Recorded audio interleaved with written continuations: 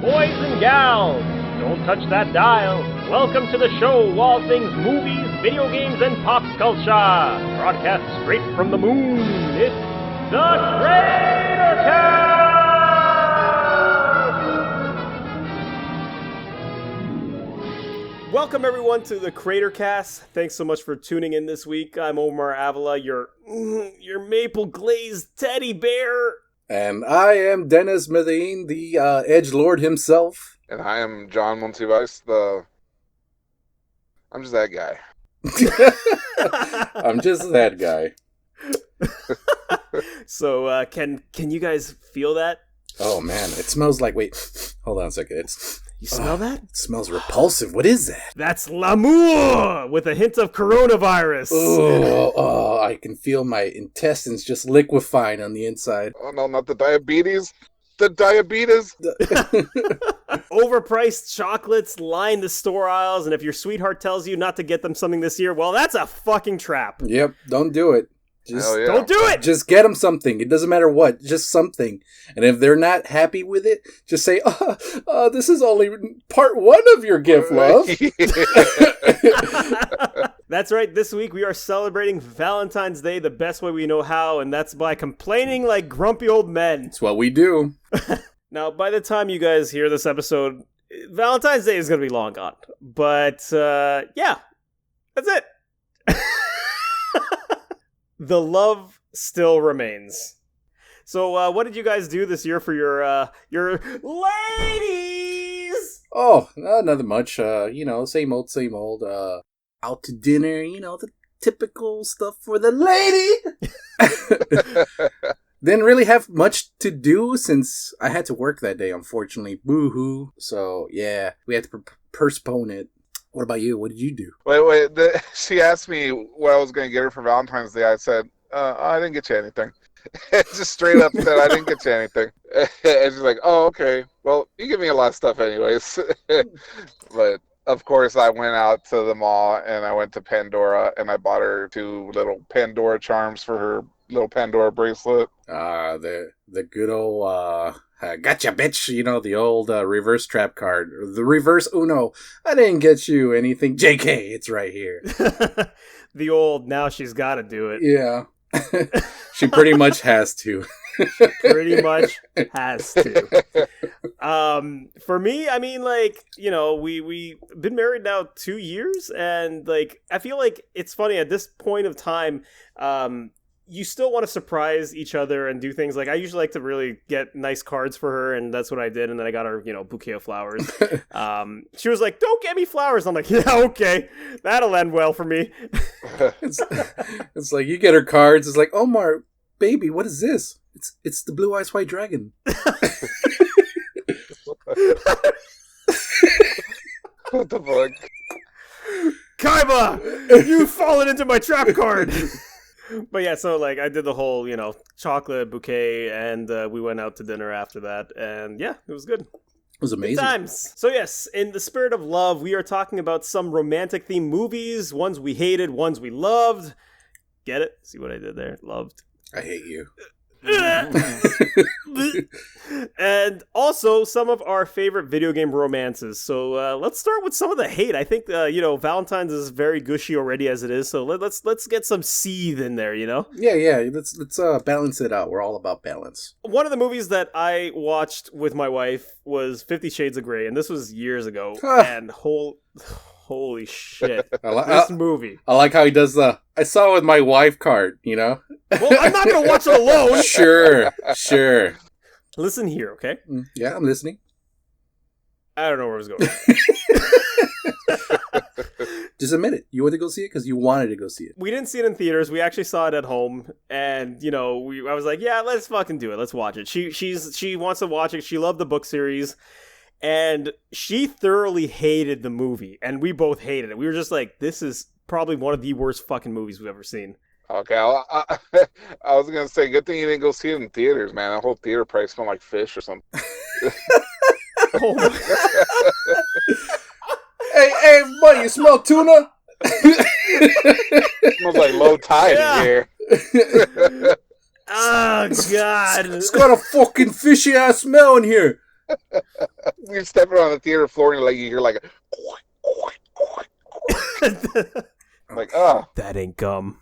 yeah. So this movie is based on the stupidly popular book written by E.L. James, which released back in June 2011. The book sold over 125 million copies and topped multiple bestseller lists. And I guess women wanted that gush, if you know what I'm saying. Yeah. Something that'll get them a little hot and bothered. So, John, it sounds like you actually were dragged to see the movie in theaters, right? I didn't see it with her. I think she rented it or saw it on like Amazon Prime or something like that. But I didn't see it with her. I was like, nope, I ain't going to that fucking shit. That was a very wise decision. No way, Jose. I will not take part of that. I went to go see all the Twilight movies with you. I ain't seen that garbage. Jesus. So my wife told me it was pretty much porn. The books like smut. Yeah, like it's basically like instead of watching physical porn, it's just mental porn. Yeah, you let your imagination take over, like every other book, right? Right. Yeah, pretty much. So critic reception of the books were very poor despite its success, and it's usually indicated because of the poor prose, I guess, like the writing style that this author used. I never read any of the actual books. I know that my wife tried to show me a little bit of it, and it looked terrible. It didn't look like it was written by a professional writer. Really? And yet it still sold millions. I mean, there's a lot of horn dogs out there. So fun fact, I looked a little bit into this because I was very curious about the actual story of it. Mm-hmm. And the actual story, okay, listen, not because I want to know about the book. Oh, yeah, okay? Yeah. I'm doing it for the show, okay? I'm not doubting you for a second. Anyways, you fucking asshole. So the story of 50 Shades came from the writer. She was initially writing fan fiction for Twilight. Oh, really? Yep. Wow. She was writing fan fiction for Twilight, and she went by the pen name Snow Queen Ice Dragon. So I'm free to say that trash begets trash. Pretty much. If Snow Queen Ice Dragon is not the most Tumblr name that you've ever heard, I don't know what is. I think I seen that name on DeviantArt somewhere. Yeah. These are my OC vampires. Yeah. Do not steal. Yeah. Donut steals. Donut steal, yeah. Many of the readers reading this fan fiction of hers considered the writing too sexual, so she took that down and then published it on her own website. Do you guys know what this book is about, actually? Wait, is that right? Too sexual? Like, what deems it too sexual? Well, I guess she was doing... I don't. To be honest, I don't know, because and we'll go into Twilight. We will go into Twilight because this is the Valentine's Day themed episode. I'm just curious. Like, what is the threshold? What is the line between sexual and then too sexual? Is it like bondage or? To be honest, I have no idea what was considered too sexual by the readers. I just know that when I was looking the information up, it said that readers thought that her writing was too sexual. Mm-hmm. I'm assuming it involved too much stuff with the main characters of Twilight, so I don't know what happened with that. But she decided to take down the work, and then when she published it on her own website, she ended up creating an original story based off of the original fan fiction, and she turned it into 50 Shades of Grey. Huh. But yeah, you do you know what the story is actually about? No, I don't imagine it's about color palettes.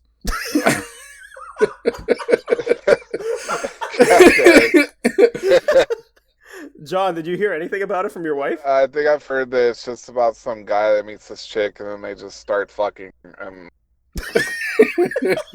That is actually pretty accurate. Like they just meet at a party and they're like, "Hey, she's kind of hot. Hey, he's kind of good looking. Let's fuck." And then that just takes off from there with like bondage and different experimentations sexually. And so there is bondage. Yes. So what the fuck is too sexual? Is like you got the spanking, the bondage, but like the readers are probably like, hell, like there's some fursuits. It's getting kind of weird, but you know what? I'm still in it. There's some bad dragons going on in there. There's some bad dragons going on in there. I am very concerned about you with bad dragons. Yeah, this is the second time, man. This is the second time. He's like, I don't know anything about bad dragons. He's like pushing away his his collection. At least wait for the sponsorship. Come on, man. No, but like, you got the fursuits. A little weird, but I'm still in here. Wait, hold on. They're holding hands? Oh, too sexual here.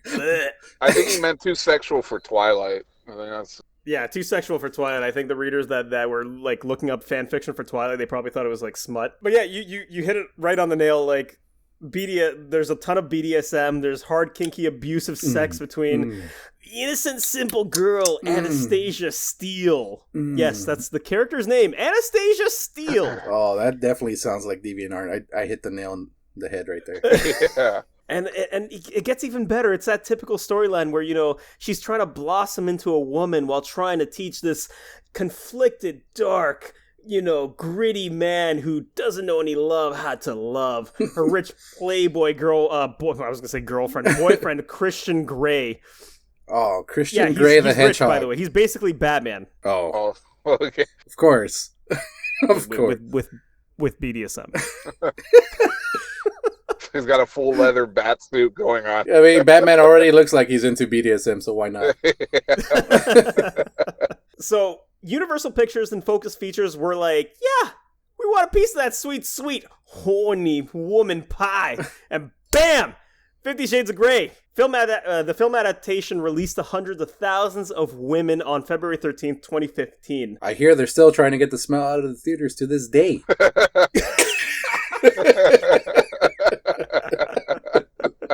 That is a testament to the power of this film.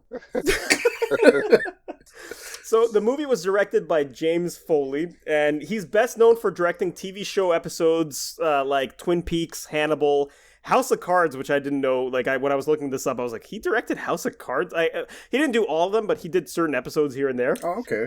He also directed a movie called Fear in 1996. Do you guys ever remember that movie? No.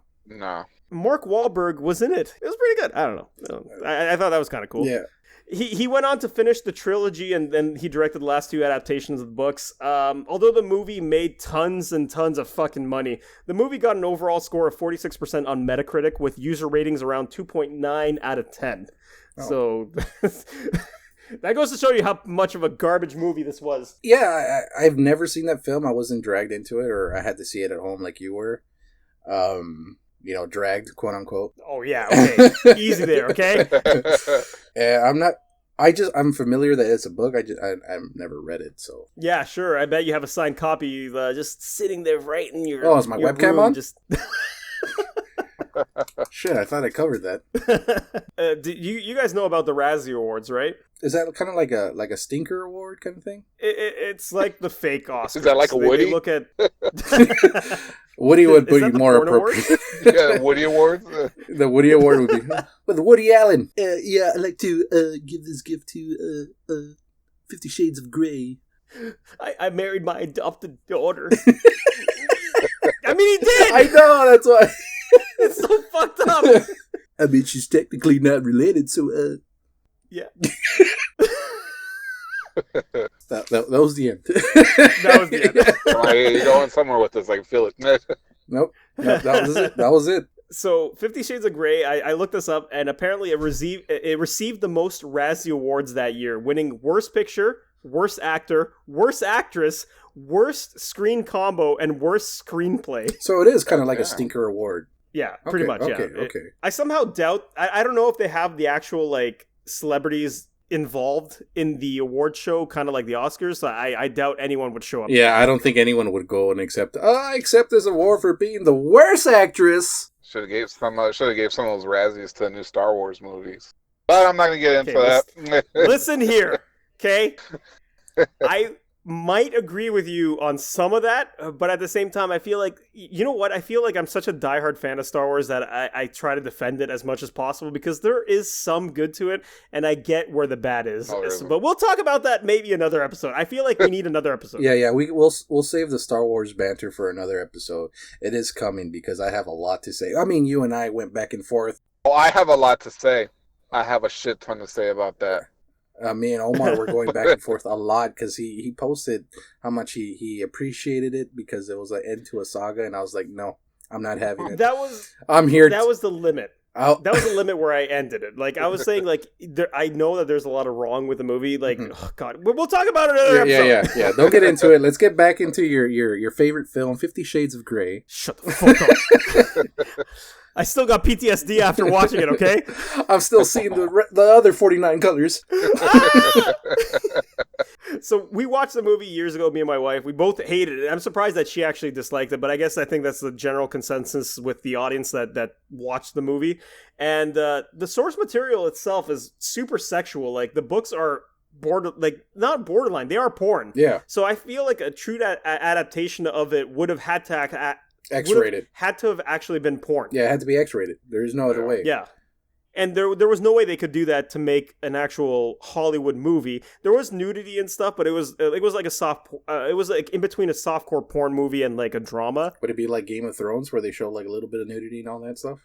I feel like Game of Thrones was actually was actually more graphic than this movie. Mm-hmm. Yeah, there was a lot of rape in Game of Thrones. Yeah. There's a lot of rape in Game of Thrones. Someone needs to find that. I think it's a GIF of Fred from Scooby-Doo, and it says, "This is my fetish." Oh, I'm sorry, GIF. I'm a little bit going. It's GIF. I'm used to saying GIF. I'm sorry. I feel like this will be a thing throughout the entire podcast. I think last episode you were like, "I'm sorry, GIF." GIF? It's not peanut butter, okay? It's GIF. I don't care what the creator of the GIF said. You can suck my GIF. He's a dumbass. So we never watched. I never watched any of the sequels, so I don't know how bad there were sequels. They were. I think it was a trilogy of books, so they made the entire trilogy, and I heard that they were just equally as bad. But I probably would never recommend watching any of the movies unless you wanted something to potentially laugh about. That's really it. Hey, what are the sequels called? Like 150 More Shades? My wife has the books right behind me in our bookshelf, and I think one of them is like 50 Shades. I don't even know. Fuck, I don't even. You know what? I'm not even gonna. Read them. Go ahead. No. Go ahead. Oh, okay, hold on. I gotta go get it. Yeah, go get it. Hold on a sec. Yeah. I hate you guys. All right. So one of them is 50 Shades Darker. Okay. And one of them is 50 Shades Freed. Okay, so I was right. It's 150 shades. Jesus Christ. How many 150 Dalmatians? How many pellets do you have on that Photoshop? So, yeah, that was 50 Shades. That was one of the movies that I watched with my wife. I fucking hated it. I mean, what did you guys watch that was kind of shitty? You know, before we do that, I just want to say you should have stuck through it all like you did with Star Wars. And what was the other film we were talking about where you said you had to watch it to the end? I think 50 Shades of Grey is something you should have watched to the end. You know, you can't. No, you can't be biased like that, man. No, you started it. No, you started. You see it to the end. Go back and watch your gay movies. You said you're a movie connoisseur, right? Fucking go see them. Goddamn. That is one thing I will not finish. I can't. I fucking physically can't. I fucking hate you, Dennis. God damn it. I'm sorry. It's just like you were talking about. I think it was Fast and Furious, right? The last episode. Yeah. But right. That movie series has some value to it. What's the value? No, it doesn't. Yeah. No, it doesn't. What am I fucking kidding? I'm like, what's the value? Cars. Write down cars.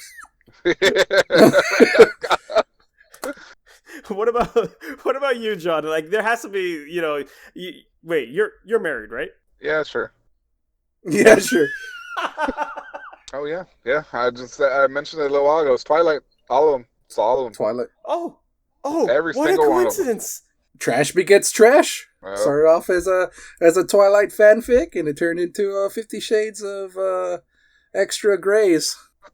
What if the book and movie was just a full-on porno with gray aliens? Oh, sure, right? I'm sure if you search that on Pornhub, that'll come up. Probably. I don't want to humor that. Anyone listen, please don't. Garbage. It's 50 Shades of garbage. Yeah. So how was Twilight, John? Sucked. I was so mad when I saw the first one. I was so mad. At the end, I was like, "What the fuck is this shit, dude? You got the fucking okay." Like in the book, I've never read the book, but my wife gave me like the gist of it. Mm-hmm. She said that like in the movie that the chick Bella, she's super fucking plain, dude. Like even the actress, like she's not good to look at. She's like a fucking plank of wood. Her acting sucks asshole. But in the book, she's supposed to be like a plain girl because she's supposed to relate. Like people are supposed to relate with her, like women that read it. Yeah. Supposed to put themselves as her. Yeah, it's a self insert. Yeah, but in the movie, I mean, you don't do that, right? You're watching a movie, you're watching, a character, so you can't do that. But they made her like fucking plain as shit in the movie too, like in the book, and it's like the fuck, man, this chick is so boring. And she meets Kristen Stewart. Yeah, and then she meets a fucking vampire. What's his face? Edward. Yeah, Edward. And whatever, he fucking rescues her from being smashed by a car, which I think he should have just let her get smashed by the car. He was saving her from being smashed because he wanted to smash later. Yeah. There it is. Yep. And then like, it goes on, and it's like, oh, I'm a vampire.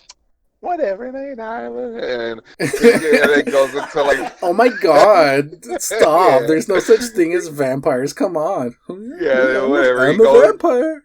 He goes into the sunlight, and then I see for the first time just him fucking glittering like a fucking fairy. The soy milk is glistening on his skin, you know? I was like, what the fuck is this shit? Why is he sparkling? I don't get it.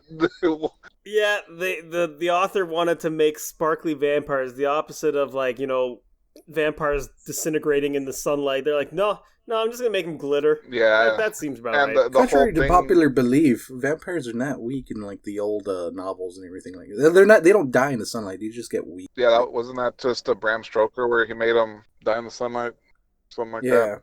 Yeah, it's different adaptations. Like some people do it justice, where you see characters like I think even Nosferatu walks during the day, actually. I never read any vampire books, so I don't know if... Yeah, you're too busy reading the 50 Shades of Grey. Listen here, you shit. Who has time when you got 3 fucking trilogies of books, huh? Who has time? Huh? Who has the fucking time? There's 150 shades out there, man! I'm just yanking your balls. I hate you. I hate you. Oh man.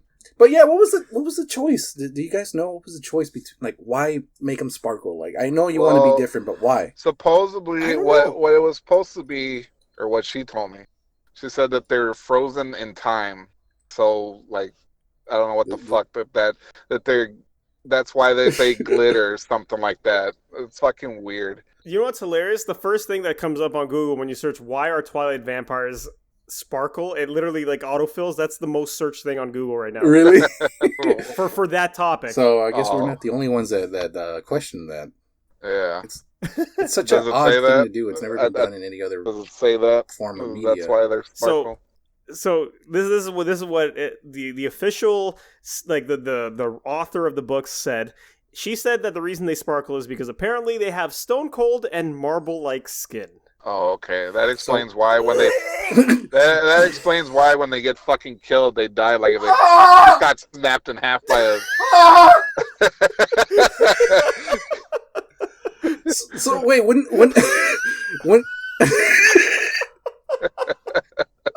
I'm sorry, that was such a how would the intercourse work? Apparently, it's pretty bad considering like I'm assuming. Okay, so did you watch all the movies or just the first one? Yeah, I saw all the movies. Unfortunately, you poor bastard. Unlike certain people, he watches the roller coaster fall. I can't do it. She wants to go see him. I'm like, what can I do? Right? I'm fucking fucked. What do I get? I'm fucked. He's like, this is it. This is where Liberty dies. No, this is it's like, what's in it for me? Yeah, that's what explains why when they fucking get killed by another vampire, just snap in half like a fucking statue and shit. It's fucking crazy. Wait, did that happen in the first movie? Not in the first movie, but as the movies go on, they fight other vampires. I forgot what they're called, but they're like higher up vampires. And like to kill them, you got to snap their head off and burn it. Like Dragon Ball Z power levels, right? Huh? You mean like a hierarchy of power level for vampires? Yeah, because like each vampire has their own like unique powers, like supernatural powers. They're all like same super speed, strength, and all that shit. But each one of them has their own super. So they're all their own special snowflakes, and yeah, pretty much. And that's why they sparkle. Sparkly snowflake. Yeah, that's why they sparkle like snowflakes. I'm out of Yeah, here. and they've got Peace. Peace. yeah, they've got a hierarchy of vampires. So there's this one clan, like not a clan, but like a group of vampires that are on the top of the food chain of vampires. You know, top of Okay. the pyramid, and like when they fucking fight them, you know, and they snap their fucking heads off, because that's the only way to kill them is like snap their heads off and you burn their head, set it on Like fire. any kind of beheading? What do you mean by snapping? Like you actually have to Like break it off like a statue. Like it looks like you're breaking a statue's head off. That's Huh. that's Oh, so that goes back into play with the whole The marble marble thing Yeah, that yeah, the yeah. author was going Yep. for. That's so lame. So everyone's But, the Thing from Fantastic Four. Gotcha. yeah, pretty much, dude. So whatever. That first movie just introduces them and the vampire, the whole little Edward clan or whatever the fuck, Cullen. I think it's Cullen clan that Okay. they call themselves, and they've been going to that same fucking school for years and years because like and they just use the excuse like, oh, it's just their like, you know, sons or daughters or some shit like that. It's fucking Hey, stupid. I got a question. If you're 1,000-year-old vampire, why the fuck would you go back to high school? To blend in. I don't know. Yeah, To get I some think of that underage puss. Am I right, guys? yeah, there you go, dude. I think that's the reason. Like they just like blend in because they can't really do anything else or something like that. I don't know. If there's grass on the field, then I shall play ball. Yeah. That's so fucking wrong. I didn't write the goddamn book. I know you didn't. I'm just trying It to just make to me it doesn't make sense. I'm trying to make excuses for the author. Yeah. I don't know. Yeah. Yeah, we can To tell me, what the it author doesn't was make any into. sense. We can tell what the author is into, but Right? Yeah. Sagittarius rape.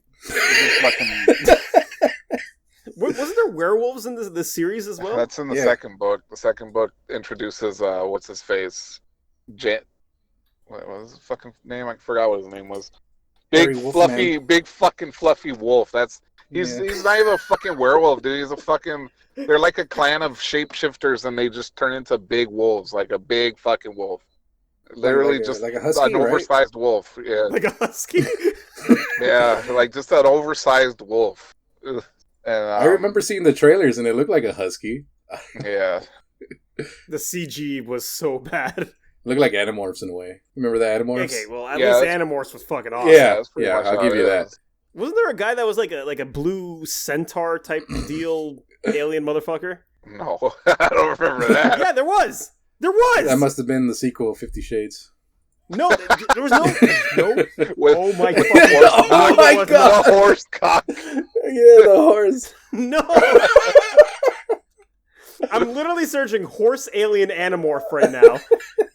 You fucking assholes. Oh, man. They do have one in the series. I don't remember because I didn't watch it. You would know though. There's that memory came from somewhere. Let's Oh, get deeper you're into talking your about subconscious. Animorphs. I thought you were just Oh, like- he's talking about Animorphs. I thought he was talking Yeah, about he's 50 talking Shades of about Grey. Like, Animorphs. No, I I'm thought- talking about Animorphs. he was like, I thought he was talking about Twilight still. I was like, I Yeah. don't remember that. No, there was a horse cock, right?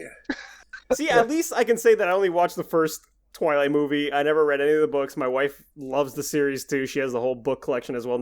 Right next to 50 Shades of Grey trilogy. But I don't remember what this thing is called. What the fuck? I'm looking at the picture right now on Google where the guy turns into some weird, awkward centaur blue alien thing. I don't know. Fuck you. It's kind of like the pilot episode for Mighty Morphin Power Rangers when they would morph. it looked like a really bad CG Animorphs kind of sequence. You would see Austin St. John just morph into a Tyrannosaurus Rex. If you Wait, that happened? yeah, it's the pilot, unaired pilot, but I'm sure you can find it on YouTube. More than positive, Holy you can shit. find it, and you got David Yost turning into Triceratops, and it looks fucking hilarious. You need to watch that, like either sometime later or I don't know. You just gotta see it. It's funny. I have to Maybe check I that out. That sounds fucking Maybe funny. I will, Dennis. Maybe I will. So, did you have anything else to talk about Twilight? Oh yeah, I mean it's in the second book. It just goes with a fuck. I forget the fucking Ed where he just leaves somewhere or something, and the wolf comes into play, and she starts falling for the wolf, and he starts falling for her, and then by the third book it's like a love triangle, and then like but then she like chooses Edward over him because she wants to be a vampire. Want to be a vampire, and Hey! Fucking spoilers, okay? Yeah, dude, what the fuck? yeah, I know Dennis was super excited to read the books Not after anymore. we finished this Not episode. anymore. You fucking ruined it. It's like, whatever, they get married because he wants to bang her already, and so they bang, and then she gets pregnant by him. It's like, what the fuck? Like, isn't he like dead? I don't understand this. How is he still being able to reproduce? From my understanding, I don't remember. I got this information from a very reliable source. Nah, just kidding. You read the fucking book. No. I'm gonna just talk about like vampire anatomy. Apparently, when they drink or feed, that actually gets their mojo going. My mojo, the libido. So that way they can have intercourse.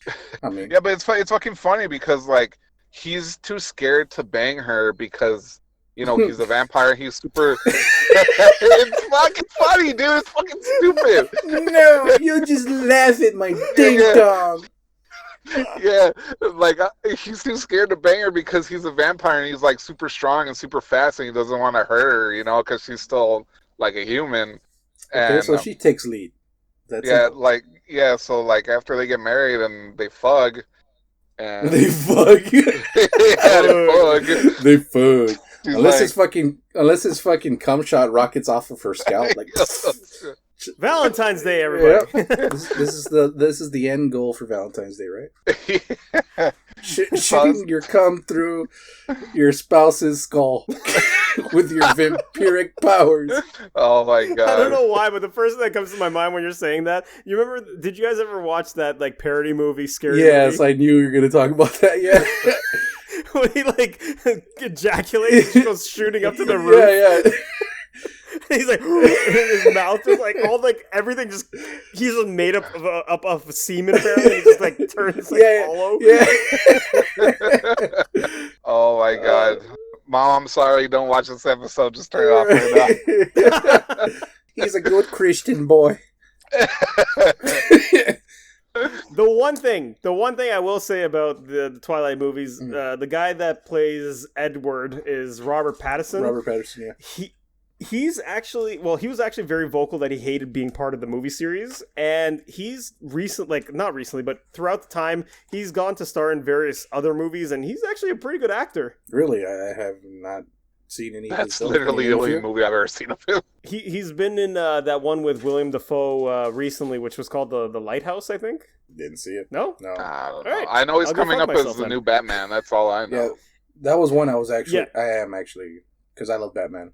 Yeah, I'm quite excited to see how he is as Bruce Wayne. The little teaser I sent you guys, the little clip of it actually looks pretty good. Yeah, it looked nice. Did you notice that the bat symbol that he has in his armor is made up of the gun that killed his parents? No, I didn't know that. That's nice. It's a nice little bit. Well, there you go. So what? That'll be $10. Thanks. So I was going to ask, what universe is this Batman taking place? Have they released that info yet? I don't know, actually. I don't know if it's like taking place in the same universe as the, because obviously they're gonna have to retcon Batfleck, right? Yeah. God, that was good. I didn't like fucking Ben Affleck as Batman. Sucked asshole. Batfleck. He had no personality. He didn't even look like he wanted to be a part of the movie. No, he did. It's a costume. Why am I here? Well, I didn't mind the time. Martha. Dennis, did you have any romance movies that you were forced to watch that you didn't enjoy? I would have to say no. I really don't. I don't have anything like that. Oh, how convenient. Yeah, I'm a lucky guy, it seems. Oh, yeah. Yeah. Well, I guess since we went through two really shitty movies and Dennis is being a little bitch. I'm sorry, I have good taste. I have good taste. All right, well, what about movies that you guys actually enjoyed? There has to be some romantic movies that were good, and I can there's a few that I can name, but I'll talk about one specifically that I really like. But I mean, Dennis, if you want to take the lead here. I mean, it's kind of hard because I do have a good plethora of movies that I enjoy. They're maybe not directly associated with the romance genre, but they do have themes of love to them. Like Ghost, for example, with Patrick Swayze and Demi Moore. That movie's not really about love, but it shows how love, can go beyond Oh, my love. love. All right, stop. My Stop! Copyright! You can't do that. No, he's parodying it. It's a parody. Identical to It's the a parody. original. It's all right. Right? It's a parody. But like that movie is good because it shows like how love can transcend, the realms of reality, and it transcends to the spectral realm and all that. It's pretty cool. Yeah. I like that. Stop, Dennis. I'm crying. I'm sorry. Yeah, that's a fucking good movie. Yeah, and then there's other movies like Titanic. I know you probably don't like it, right? I think Titanic's amazing. I don't like that. Wait, who said? Wait, would you say I probably don't like it? John. I don't like you. I don't like Yeah, Titanic. Yeah, Titanic. I don't hate it. I think it's well done, and I do like the theme of love and what he's willing to do to save his. I mean, James Cameron. Yeah, James Cameron, fucking Terminator. I get it. Fucking Just don't like it. aliens? Just don't like the Fucking movie. aliens that have sex by connecting their fucking tails like if it's some kind of extension cord. You're thinking Avatar. Yeah. You're thinking Avatar. Yeah, I know. That's also James I Cameron. was talking about aliens. Oh yeah, that. Oh, I thought you meant those aliens. Well, they're not aliens, right? They're like natives or something like that. Well, I mean, they are. They are aliens. Oh. It's just Let's it's be- Pocahontas in space. Fucking aliens. We need that pic of that guy that says aliens. Oh, Oh, the ancient aliens. Yeah, aliens. Yeah, but the film that I'm gonna choose, it's not really a romance movie per se, but it does have heavy themes of love, and it's a Dracula film. Cop out. He's trying to get me back about the 50 Shades of Grey stuff. I noticed. he's this. waiting I'm for never that gonna moment. like it. He's waiting for it, He's just waiting like a spider. He's like like a fucking prowler, like a Yeah. creeper. But I'm gonna. I'm rubbing my hands intensively right now. Like, yes, here it comes. I can hear it.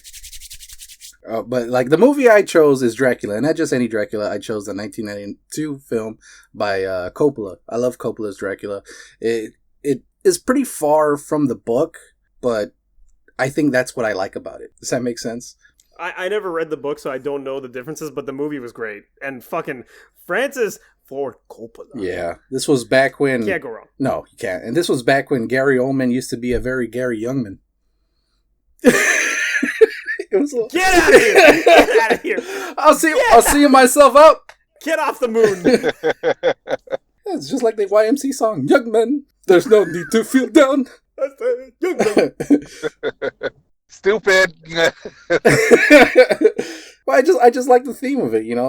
Vlad or Dracula loses his lady love Elizabeth from deception from man, right? From the opposing war. Because he's in war with who was it again? I think it was the Turkish Turks. They kicked me out of that tower.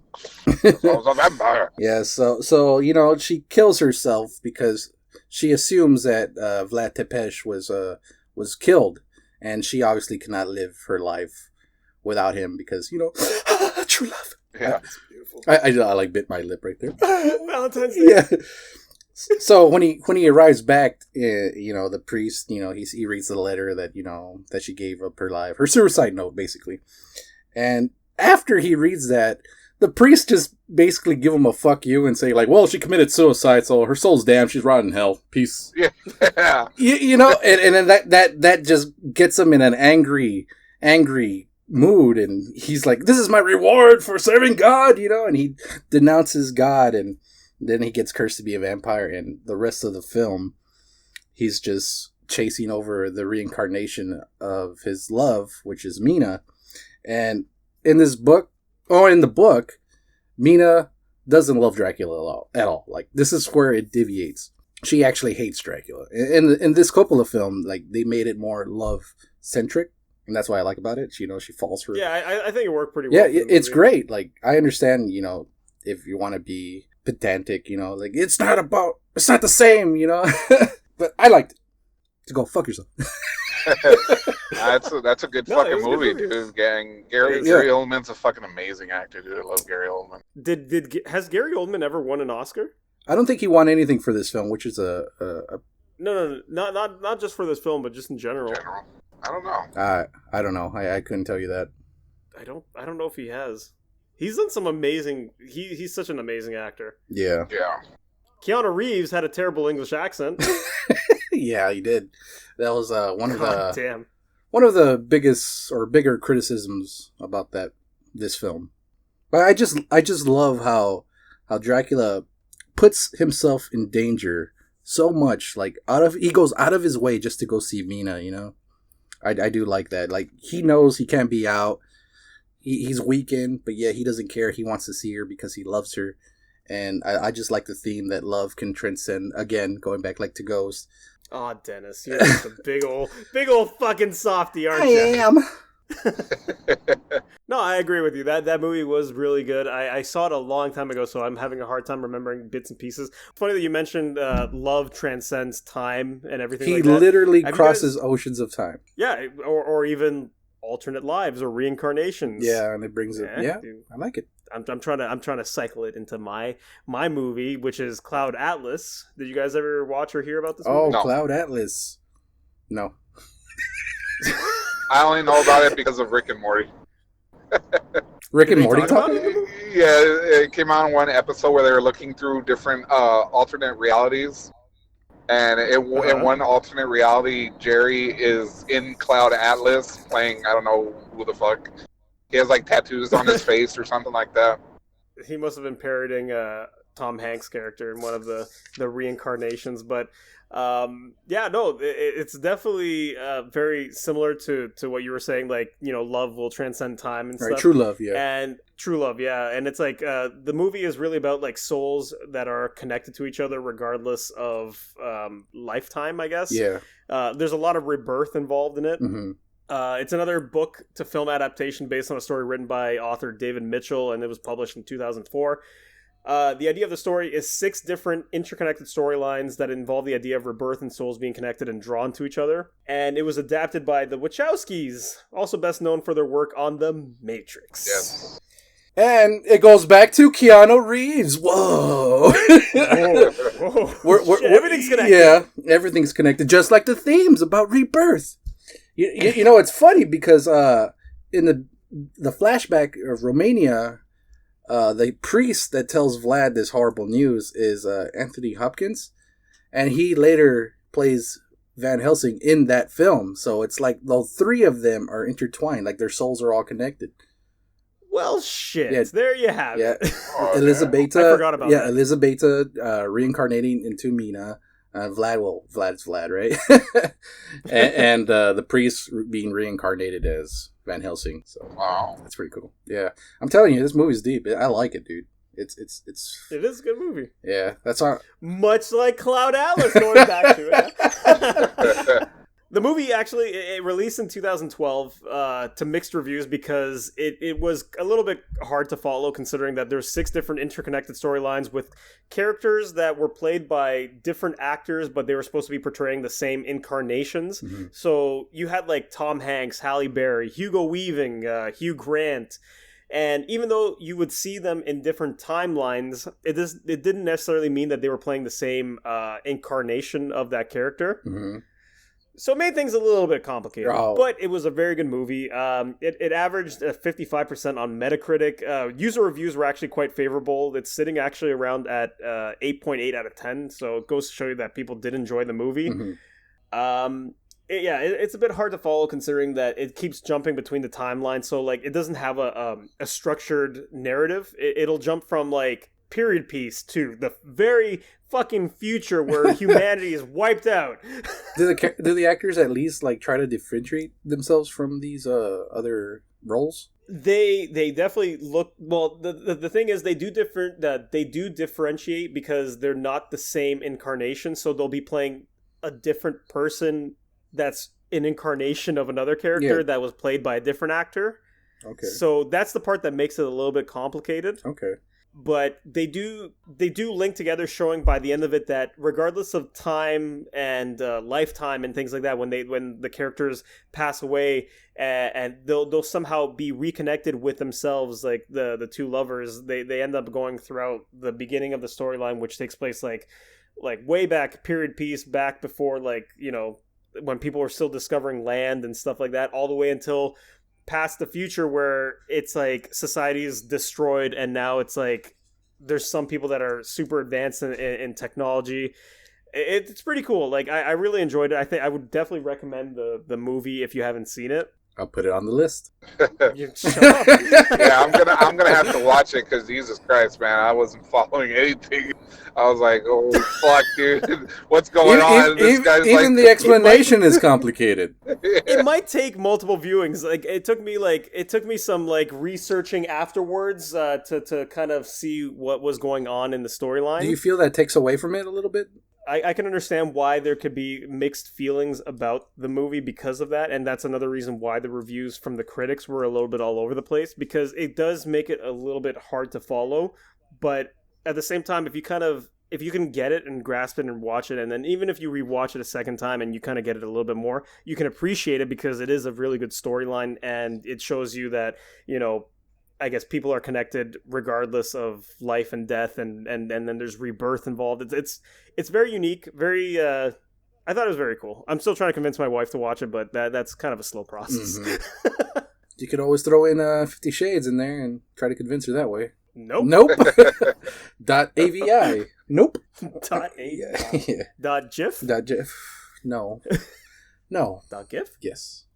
What about you, John? Was there anything that you romantic movie that you enjoyed? Well, the romantic movie that I chose, it doesn't go as deep as transcending time and space and, you know, lives and all that stuff, but it does reincarnation. It does have to do with like love. What's it called? Wealth and status. It can transcend wealth, status, and you know, like class. And that's fucking deep, man. That would be The Wedding Singer. The Wedding Singer. Yeah, with Drew Barrymore and Adam Sandler, and that movie's like, you know how all romantic movies are kind of corny in their own way, right? Yeah, definitely. I mean, this one's corny, but it's got like a lot of realism into it. You know, Adam Sandler being the, you know, poor wedding singer, and he wanted to be a rock star, but he didn't make it. So he's doing being a singer at weddings and stuff like that. And he meets Drew Barrymore, who's a waitress at one of the weddings, but she's already engaged to this. So what's his face? I forgot his character's name, but he's you know, wealthy, and he drives a DeLorean and stuff like that. I remember that. Yeah, he works in stocks and bonds and stuff like that. And but he's a complete douchebag. You know, like the douchey guy. That fucking, look at this hot girl with a douchey guy.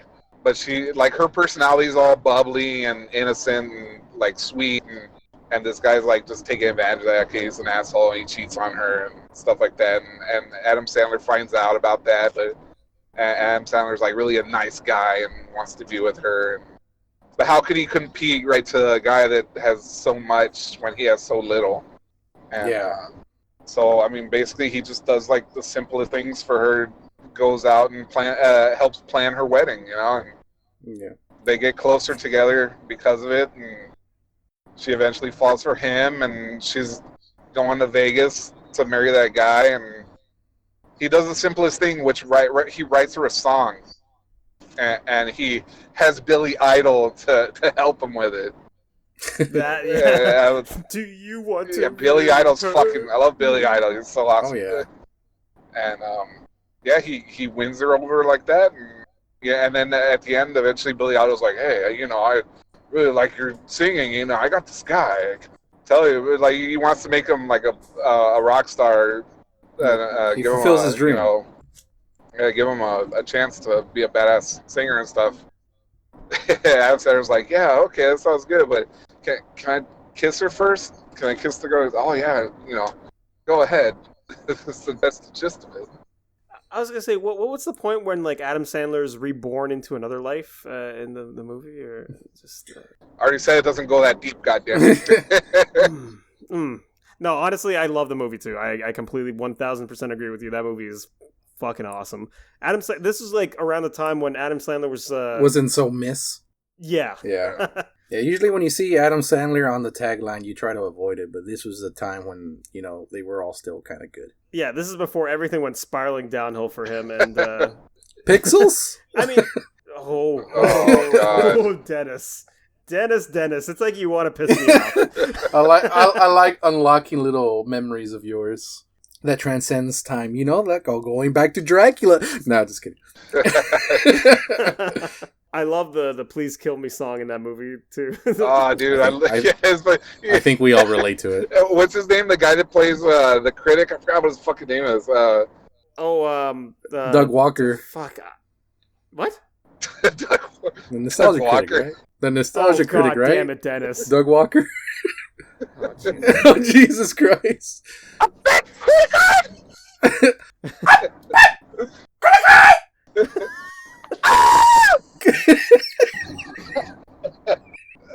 John Lovitz, that's yeah, what it John is. Lovitz. Oh, That's yeah, right. the critic. Yeah, Yeah. the critic. He plays Do you want to know something? Critic. He was actually uncredited for the movie. Oh, really? Yeah. I just found that out right now, so don't worry. It's Yeah, John Lovitz. Wikipedia. It's amazing. Yeah, fucking John Lovitz. He's just John Lovitz is just in the back of the stage watching Adam Sandler just have a mental breakdown, fucking singing that "Please Kill Me" song. He's like, he's losing his mind, and I'm reaping all the benefits. Yeah, I forgot to mention also another bullet point for that movie is that he was going to get married. The movie starts off with him going to get married to this other girl, Adam Sandler, and she leaves him at the altar. And I like the part where he's like, "Oh, okay," like because they're explaining to him like, "Oh, she just said she wasn't ready for it," and he's like, "Oh, okay," and then he just goes back to inside like a little pavilion or whatever. He just yells at the top of his lungs and just starts shattering and breaking shit. And she ends up coming back to him like, "Oh, I don't care if you're a big famous rock star. And, you know, I guess I can deal with you just being a wedding singer." And he's like, "That's not the point, you fucking bimbo," or something shit like that. You know, it shouldn't matter. You should love me for me. Right. And then that's when Drew Barrymore comes in because she actually does love him for him. Doesn't matter what his wealth and status is. Yeah, this is really that's a movie that I can watch over and over again. I always like that movie. I especially like the part where Adam Sandler's character gets reincarnated. God damn it. Yeah, that part was great. That part, and then like he's played by Tom Hanks in the next scene with like tattoos on his face. Great scene. That wasn't Tom Hanks. Great That was scene. Jack Nicholson, dude. Oh shit! I always get those two mixed up. So. Like look nothing alike. They literally fucking look nothing alike. They're not even the same age. Anyways. Well, now that we got the movies out of the way, did you guys want to talk about video game romances that you really appreciated in gaming? So it was kind of hard for me to decide on a couple because there's a lot of good couples, but I originally was going to choose Final Fantasy VII's Tifa and Cloud, but it's kind of their romance is kind of in the background. They're childhood friends, and it doesn't really play into it much. Right. They do have that sex scene though on the high one. Yep. But anyway, Wait, they actually have sex? Yeah, Yes. they Yeah. do. Oh shit! I forgot that. And Barrett saw it all. Everybody's He's like, "Oh yeah, look at Spikey getting it on." He's like crying. He's like, "Good job, boy. Good job. You made me proud." Yeah, I've pointed that out to several people, and they're like, "What? Really?" I'm like, "Yeah, dude. Like, it's highly implied that they were having sex." Like, I only played that game once in my life, and I do not remember that sequence. I recommend you play it again. And again. I'll have to do it when the remake comes out. It comes out soon in April, right? Just part 1, I think, right? Yeah, I think it's gonna just be all of Midgar. Yeah. I have another friend that's like that. He's like, "Oh, they're only selling half of the game or whatever, a quarter of the game." And I'm all like, "But it's expanded. You're playing more out of it. I don't understand." It's fucking disappointing, Dennis. Come Nope. on. Get your head out of your Nope. ass. Yeah, I think it's fine too. Yes! No! As long as You bastards! as long as they do it right, and I think it's cool because that it's going to be a long game with a lot of content in it. It's gonna be a giant roller coaster. Yeah. But when you know what the roller coaster is and you have to wait for the rest of the roller coaster, that's the part. And I get it.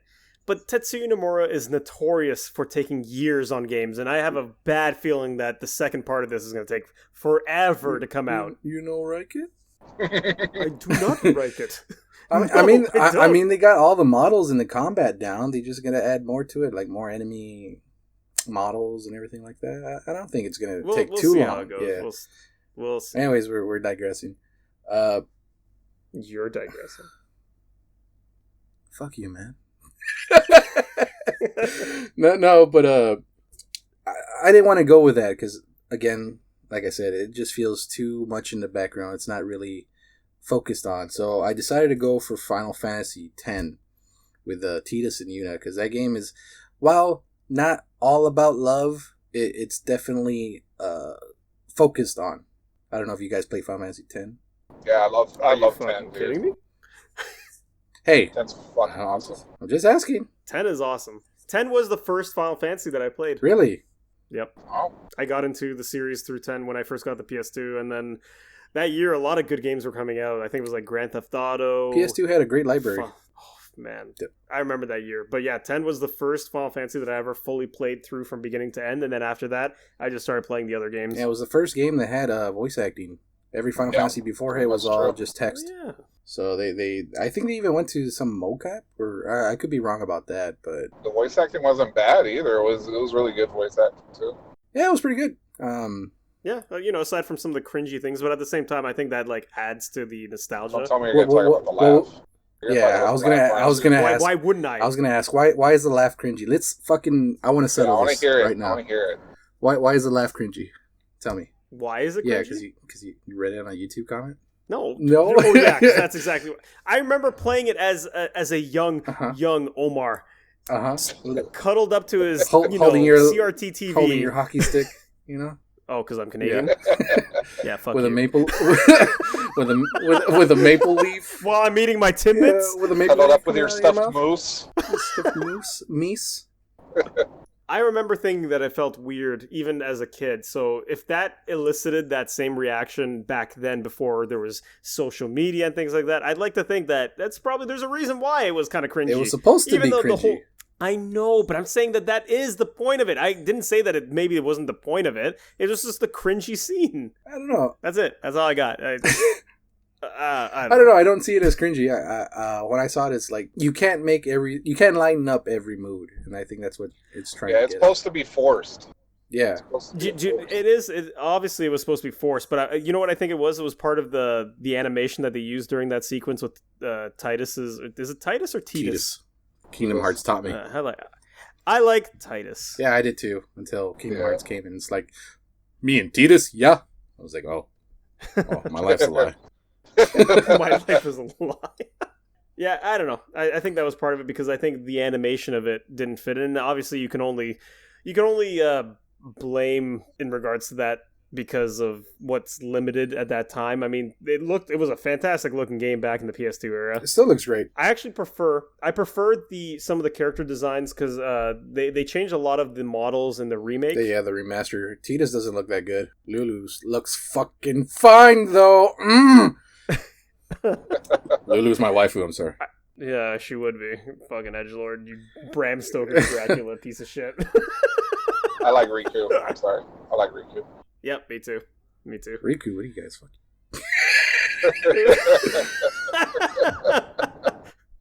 Man, that scene when she first takes off her like Albed costume and she's just like the camera pans up and you're just like, Yeah. Oh my God.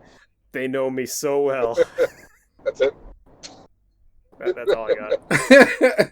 I was thinking about saying something to interject, but I was like, get this. I'd have to cut it out, wouldn't I? Yeah. No, I'm not even going to say anything after that. Like, I couldn't really think of anything. It was different times. It was a different time. Jesus Christ. Who even made 10? Was it Tetsuya? Didn't they fug in that game too? Edith and Yuna? It was like heavily implied. I don't know if they fug, but they do make out in Macalania Lake, I think. Yeah, what's his name is watching them. Kimari Ronso, he's like... Kimari Ronso, he's watching them. Yeah, the Macarena Lake, right? Yeah, like the song, yeah. like the song. Get him out of here! Get him out of here! You know get him out of here! Do the dance, just fucking do it. He's probably already doing it. I'm already doing it. You can't see it. That's the best part about a podcast. You can't see what I'm doing, but I'm doing it. Get him out of here! Get him out of here! Hey, my Wait, you're doing the there it is. Doctor... Were you doing the Doctor Evil thing from Austin Powers? I'm hip. I'm still cool. But yeah, Kimari Ranso is apparently just he's just like Kimari Ranso flicks the nut. Kimari Lan.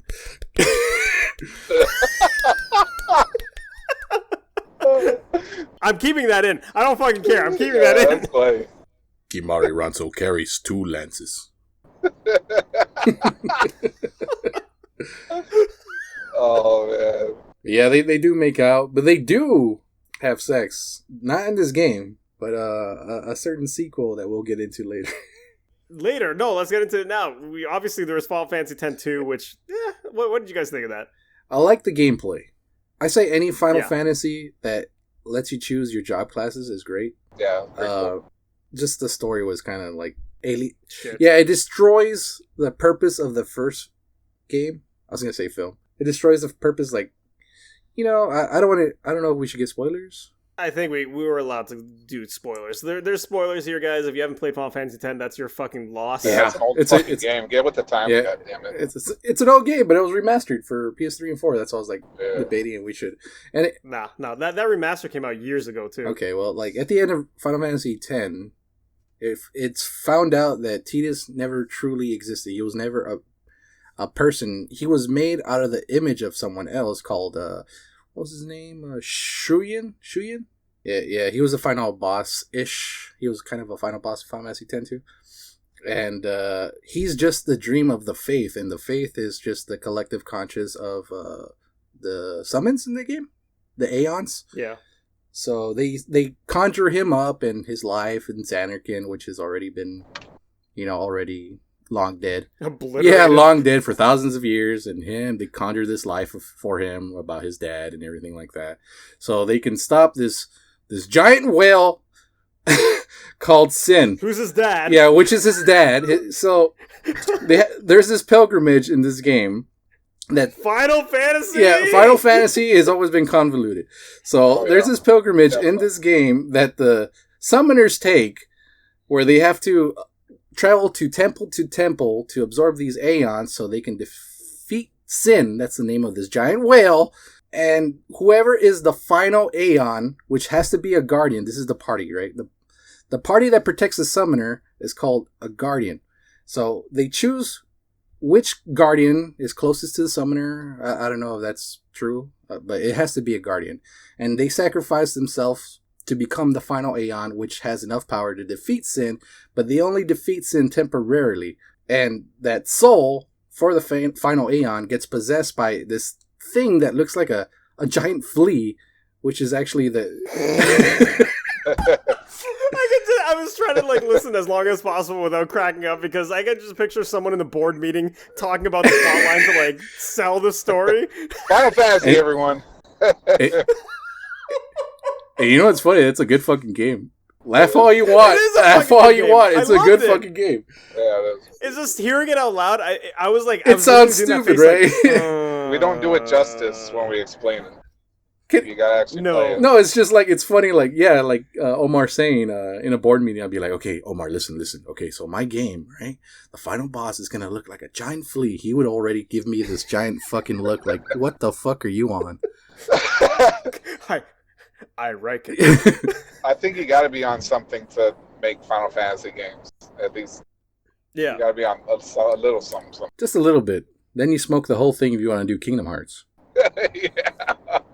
But I feel like Kingdom Hearts has to be its own episode at one point because it's so convoluted. It's so convoluted. That's not one episode. For that's a game about multiple episodes.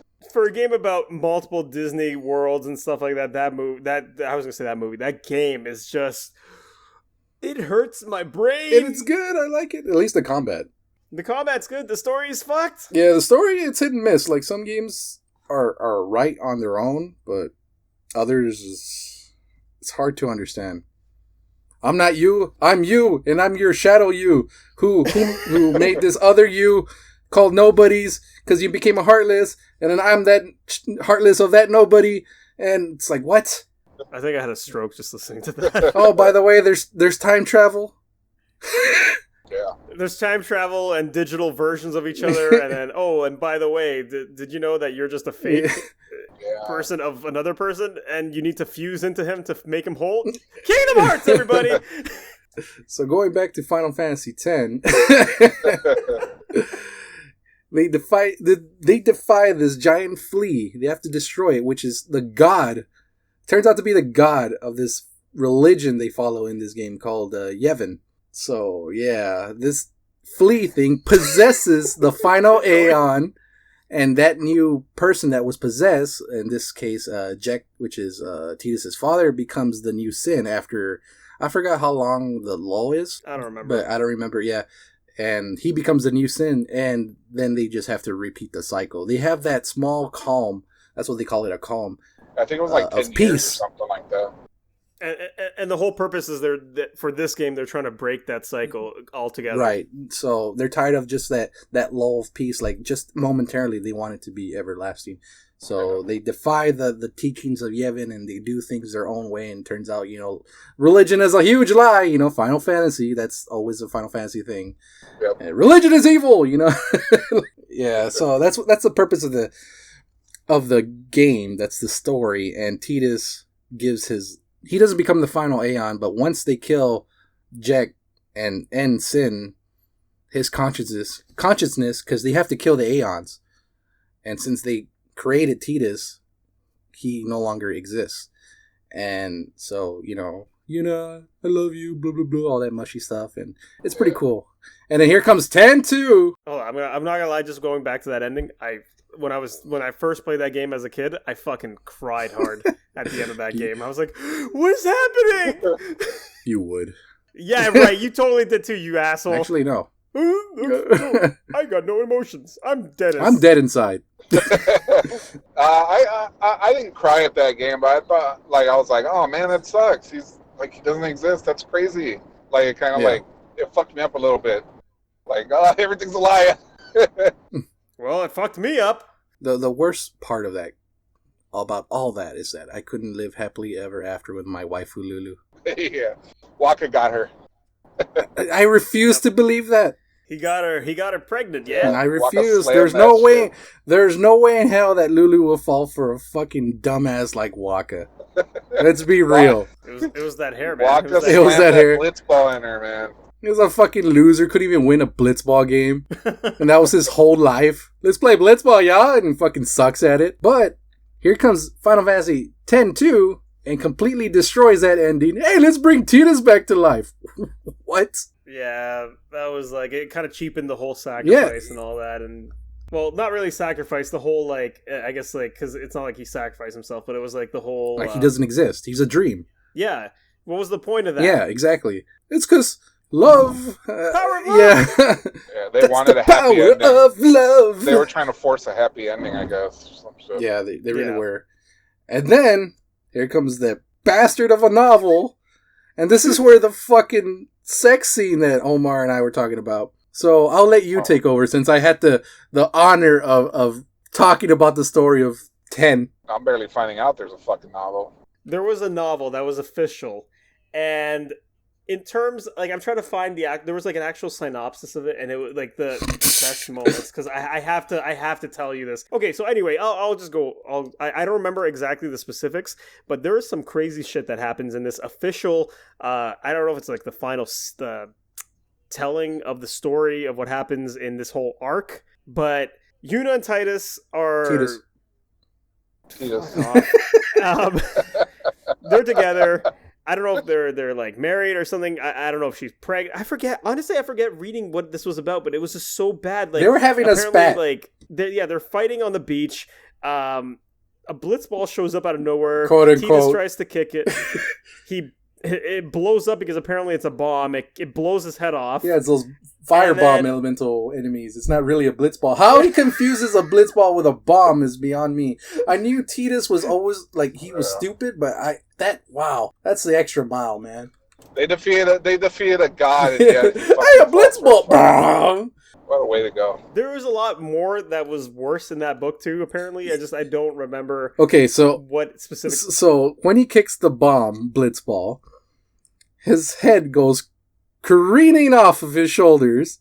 He dies, right? Oh, and but it turns out he's like an android or something. No. Apparently, to bring him back to life, I don't remember. This part's a bit hazy. Yuna uses her summon magic, but she has sex with his corpse. Yeah. And that brings him back to life, but like as a disembodied head. I could be wrong. It was called Final Fantasy X 2.5 Price of Eternity. See, I told you it had a stupid name. It was so bad. Even the Japanese audience hated it. They rated it 1 star, and I remember seeing it in Japanese Amazon a long time ago. And I was like, wow, they don't even like it. Somebody was definitely smoking something bad. It was something. I'm surprised they greenlit that, like, to say, like, yeah, this is like a good way to wrap up the whole story. Yeah, fuck it. I hope I did that little synopsis of 10 story justice. Dude, when you did that synopsis, I was cracking up because it sounds so silly, right? So ridiculous. Yeah. I know I was downplaying it a little bit because I was saying like a big whale, because I don't know how to explain that thing. Like, what is it? The best part is that you weren't even downplaying it. I think you actually softened it. I mean, I could have said this giant manifestation or this creature, but I just downplayed it and said this whale, this giant tick of a god. I guess I'll go next because it's kind of related to Final Fantasy, obviously. Yeah. But one of my favorite romances in a game was Zidane and Princess Garnet from Final Fantasy IX. It's the dawn.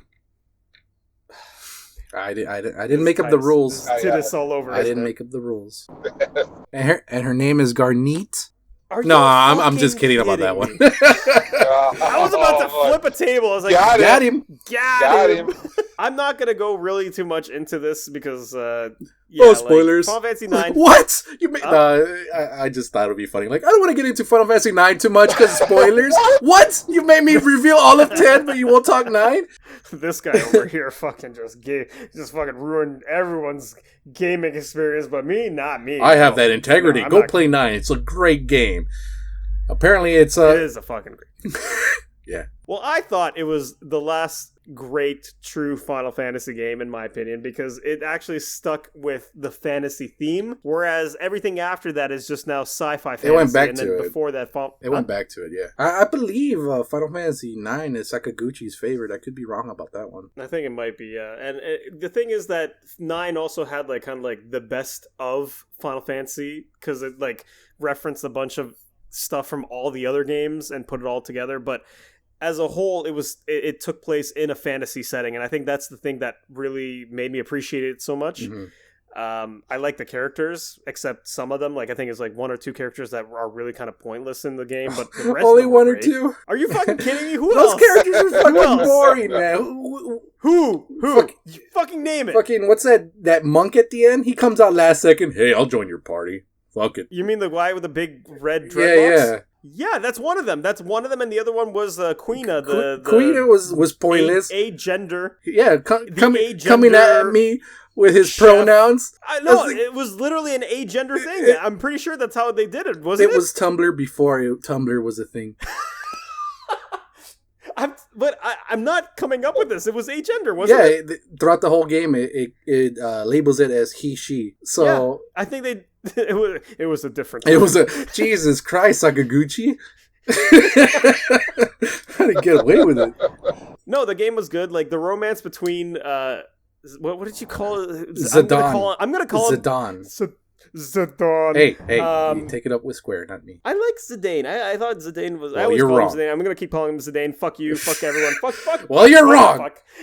Isn't that cute? But it's wrong. I like it because he's like a thief character, and he's like a thief character. Thief character, exactly. And he's part of like a band of thieves, and they have like their own airship and everything, and like their job was to steal the princess, and little did they know that the princess was actually fed up with her life, and she wanted to be something different. She wanted to experience life without being shackled to the royalty that is, the whatever in Final Fantasy IX, and like just beautiful.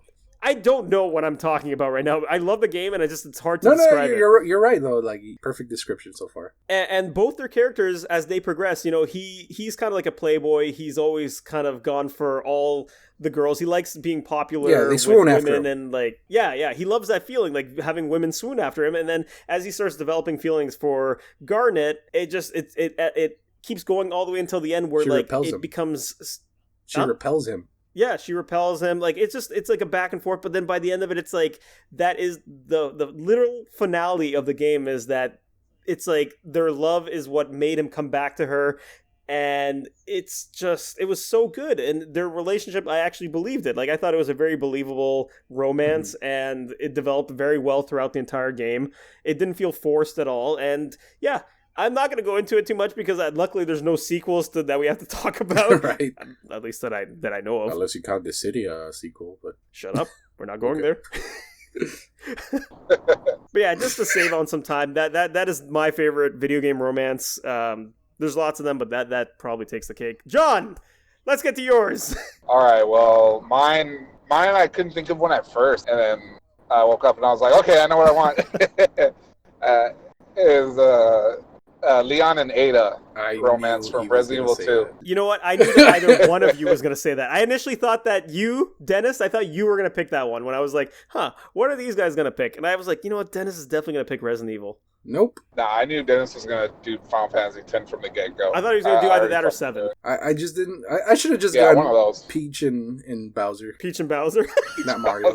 She loves the bad dragon, too. Oh, fucking hell. But anyways, Leon and Ada's romance from Resident Evil 2. I mean, who hasn't played Resident Evil 2, right? I'm sure there's some, but like with the remake that just came out, there's a lot of people that have played it that haven't even played the original Resident Evil 2. Brand new audience. It's basic, Umbrella Corporation, make G-Virus, make zombies, make monsters. Raccoon City's in chaos, and, they got to escape Leon and Claire, and then you got Ada Wong, who's like an agent trying to get the G-Virus sample, right? So she goes into Raccoon City, and makes up this whole thing where she's looking for, in the original, she's looking for a boyfriend, John. Oh, what are the odds? In the remake, in the remake, she's an FBI agent. That they changed her little backstory. But I'm not going to talk about the remake. I'm talking about the original. And so whatever, she helps Leon. She meets Leon. They help each other get through it and stuff. She's using him to try, rookie cop, first day on the job. Doesn't know what's going on. She's using him and taking advantage of him because she's like a super spy agent. Spy kids. Years of experience. Spy kids. And I guess at first their whole relationship kind of based on survival, but there's probably little sexual tensions here and there, like, oh, he's kind of hot, but I'm about the mission. I'm cold and calculating. Yeah. You want to bang? And Leon's just trying to be a good rookie cop and protect everybody. And I guess their relationship starts blossoming once Leon takes a bullet for her, dives in front of a bullet shot by the wife of the scientist that made the G-Virus. Take notes, single guys. Yeah, I was going to say, that's all it takes, a fucking bullet? Huh? It's easy. Why are you guys single? Huh? Yeah. So she patches them up, but leaves them there because she's still got to think about the mission. And later on, she gets the virus. She finds the wife of the scientist that made it. And she's she doesn't want to hurt Leon. She started developing feelings for him, but she's thinking about the mission always, like it's top priority. But Leon's always not rescuing her, but there with her, backing her up and stuff like that. And it comes to a point where Leon has the virus and she wants it. She wants it, huh? She wants that virus. Now, I skipped a major part where she gets injured by the William Birkin on the train, and Leon gets her, bandages her up, patches her up, but she wants him to leave her, and he's like, "Oh, I can't do that." He takes her, patches her up, and puts her in like a safe room and stuff. You also skipped the part where she becomes like a giant like flea god, right? And they have to like destroy the flea god. No, we stop with Final Fantasy already. This Something about becoming a god at the end. This is not as convoluted here. This game is not that convoluted. Thank God. I mean, you have what's his name? Spencer. He wants to become a god, so it's not too far out there. But in Final Fantasy they become literal gods. Like this is not. That's what he wanted to. Yeah, he wanted it, but there's no way that a human can actually like just shut up. Fine, jeez. I'm getting frustrated now. Fine. I mean, luckily, Resident Evil's not that convoluted. It's all based in the realm of science, right? And opera to control leeches. Yeah. yeah. We'll talk about Resident Evil 0 some other time. But yeah, at the end, Leon has the virus. The whole place is collapsing. The laboratory that they're in, it's going to self-destruct. It's going to self-destruct and blow up. And she points her gun at Leon. She's like, this is about the mission. Give me the virus. And I was actually working for an employer to get that virus and make lots of money and whatever. But she doesn't have the heart to shoot him, so she couldn't pull the trigger. But she gets shot. She starts falling off the railing, and Leon grabs her, and that's where he's like, "Oh, I can't let you go," and and she's like, "No, you gotta let me go, Leon. Oh my God." They're both injured and near death, and so she just sacrifices herself because she doesn't want to drag Leon down with him, because she actually developed a lot of feelings for him during that whole. It's kind of like where you develop feelings for somebody that you survived with on the battlefield, I guess. I don't want to pull Metal Gear Solid out over here. Love blooms on the battlefield kind of deal. But did they do that too in the remake? I never played it, so did they do the same similar thing that with Ada and Leon? It's kind of similar, yes, but they did change a lot of details. Yeah. Gotcha. Yeah, and one part that got to me, it's like how Ada was holding Leon up with the gun and threatening to shoot him if he didn't give her the virus, and then Leon, when you go toward the gun that's on the ground that was Ada's, it says it's Ada's gun. There's no bullets in it, so it was a bluff. She wasn't planning on shooting him at all. Like, it was just a bluff. Oh God, right in the feels. Right? Yeah, and well, later on, Resident Evil 2 wraps up. If you haven't played it, go play it. It's a good game. And then you skip on down to Resident Evil 4, and Ada's still alive, and she comes back. And throughout that whole game, there's this whole side mission called Ada's File or whatever, Ada's Mission or something, and it's just her always watching over Leon throughout that whole mission and helping him out in little ways and stuff like that. So throughout that whole game of Resident Evil 4, like, she still has a lot of feelings for him and stuff like that. And that's why she's always just there, always there watching him and assisting him throughout that whole game. It's pretty good. And just enough to give your heart a boner. Huh? Yeah, I like that whole, like, love transcends even, missions and money and stuff and like wedding that. Singing. Okay. I mean, no matter how, brutal the love is always gonna, take over. We're all human deep down, no matter how cold and calculating we are. Amen, brother. Amen. Yeah. So that's mine. It's Ada. Guys, I don't know about you, but all this romance talk, it's just makes you want to vomit. Yeah, definitely. Because we're men. I need to take my insulin.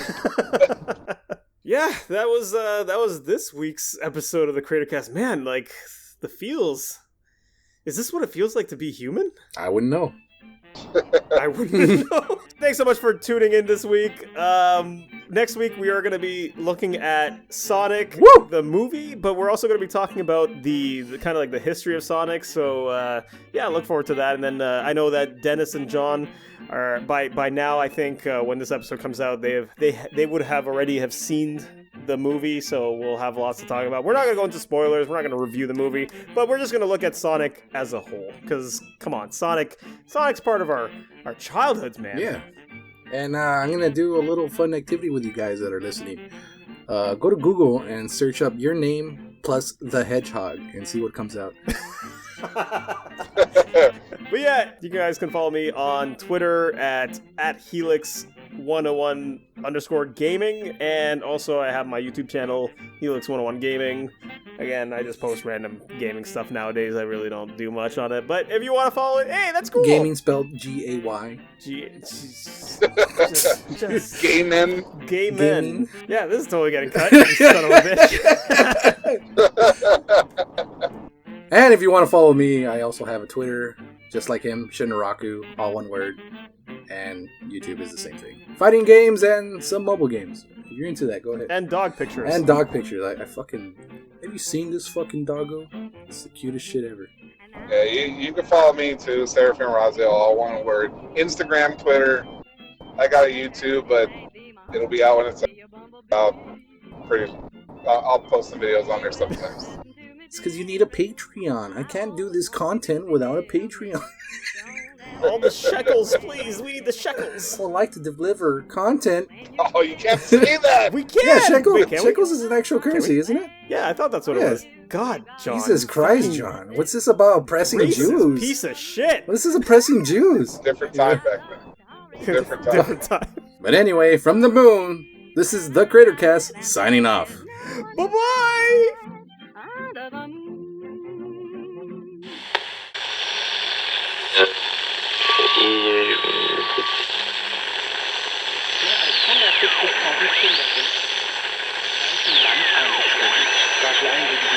Reprendre votre thérapie, d'aller en partie. Votre fils a quand même... should be consumers.